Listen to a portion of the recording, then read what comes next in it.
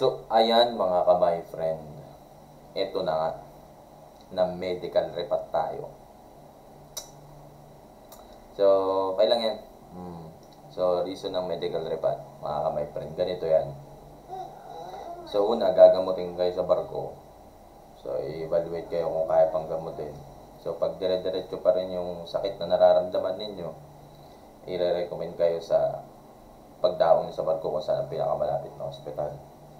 Pagkatapos nun, kung ano magiging findings ng ospital, ng doktor dun sa ospital, kung saan man kayo nag-port.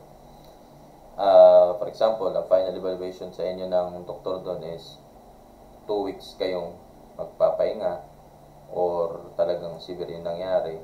Depende to sa cases ang nire-recommend sa inyo talaga is mapapauwi kayo at dito kayo sa Pilipinas magpapagaling.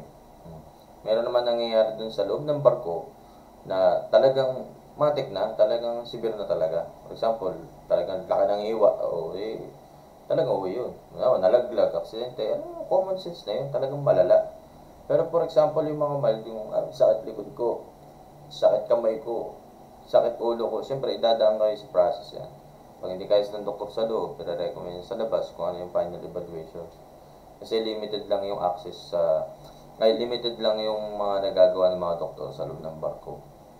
So, pag nangyari yun, so marerapat kayo agad, mapapauwi kayo. Pero huwag kayong mag-alala dahil kasama naman sa kontrata nyo kung ano yung mga matatanggap nyo, yung mga benefits na ma-receive ninyo pagdating nyo sa Philippines. Kung ano man yung mga process. Agency nyo na yung magpapaliwanag sa inyo yan kasi iba-iba naman tayo ng company. Okay? So, huwag kayong mag-alala. Sabi nga sa loob ng barko, safety is the top priority. Yan. So, may mga susunod pa tayong video. Kung may mga katanungan kayo, comment nyo lang sa baba.